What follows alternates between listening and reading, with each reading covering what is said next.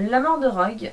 Alors, j'ai lu quelque part quelqu'un qui se reprochait un petit peu. Bon, Voldemort qui dit à qui appartient cette baguette? C'est moi qui l'ai reproché. Voilà, oui, c'est moi qui l'ai reproché, ça. D'accord, je pensais que je l'avais lu, désolé. Déçu. Non, mais c'est vrai qu'au bout d'un moment, ça commence à tourner en rond cette discussion, tu trouves pas? Bah ouais, faut qu'on parle de tout. Ouais, mais bon. Donc bon, pour la mort de Rogue, c'est plutôt pas mal. Par contre, juste un truc, c'est que on sent de suite, enfin, on a l'impression qu'Harry sait déjà que Rogue était un gentil. Ouais. Il s'approche de Rogue, il est là, gentil, enfin, je sais pas. Et surtout, donc Rogue donne ses souvenirs, ses larmes à Harry, et il lui dit, tu as les yeux de ta mère. Regarde-moi, tu as les yeux de ta mère. Pourquoi cette phrase? À quoi ça sert?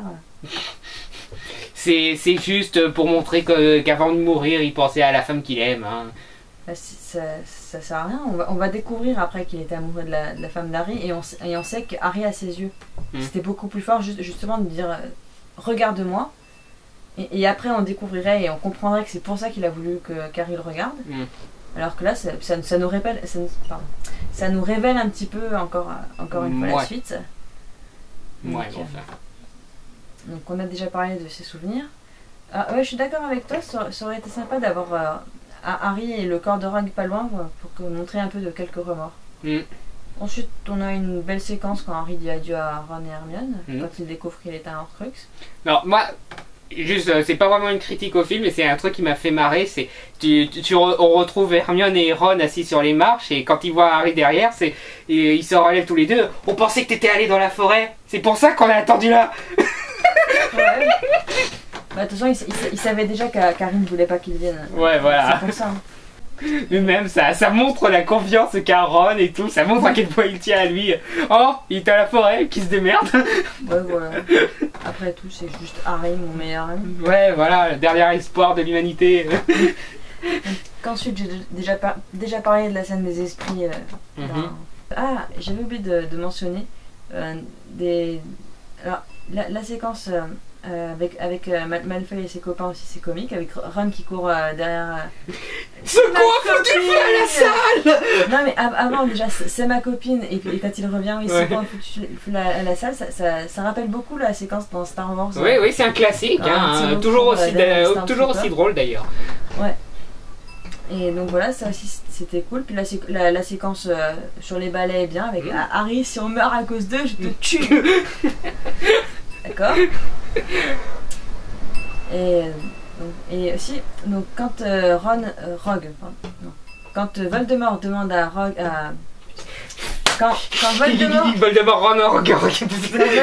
demande à Lucius Malfoy d'aller chercher Rogue, il lui lance à un moment donné: comment fais-tu pour te supporter, Lucius? Je ne sais pas.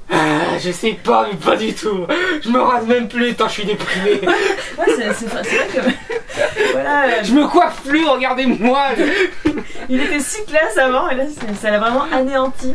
Non, bah là en même temps il avait la fierté d'être du côté de Voldemort et tout. Là maintenant il est sur la liste noire de Voldemort. Il a déçu 4000 fois, donc voilà, il a plus aucun amour propre.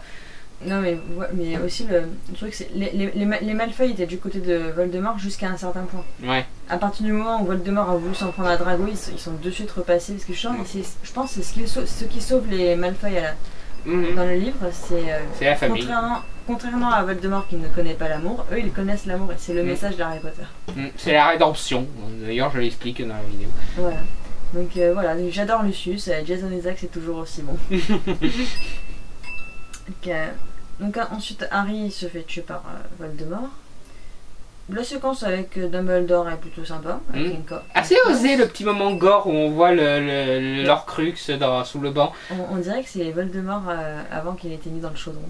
En fait, on dirait un Voldemort qui commence à se récomposer, mais qui, voilà, il n'est pas encore complet.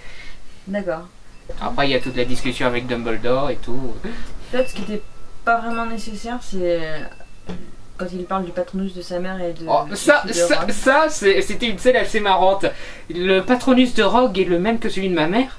C'est bizarre. J'ai pas compris, oui, mais maintenant il y a des gens qui pensent que Rogue était le père d'Harry.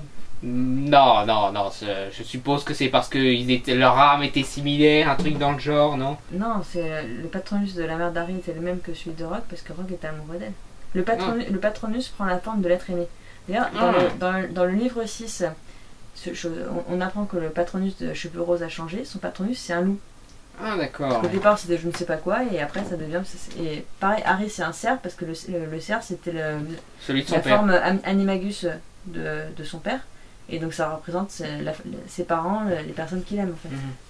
Et justement, il arrive à créer un patronus en pensant à ses parents. C'est pour ça. D'accord. Pour Dumbledore, je crois que c'est un phénix.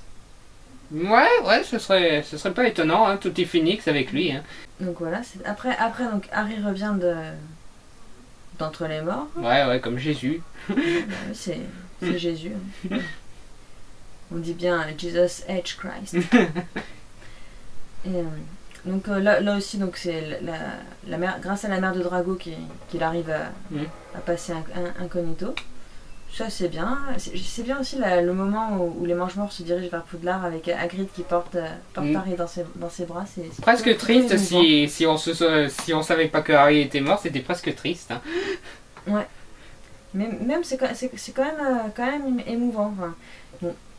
Là encore, il y a juste un truc qui est assez mal fichu, c'est Ginny Neville qui sait dans les bras d'Hagrid. Neville. Il y a une seule personne qui est allée dans la forêt ce soir, c'est Harry. Ils reviennent avec un cadavre. Qui sait, ça peut être quelqu'un d'autre. Hein, ça fait un peu je suis bouché. Bah après, ouais, c'est sûr, apprendre que l'amour de sa vie est mort, ça bloque un petit peu, quoi. C'est pas la plus belle réaction, enfin, c'est pas vraiment émouvant comme. Ouais. On a plus l'impression que c'est une cruche qu'autre chose.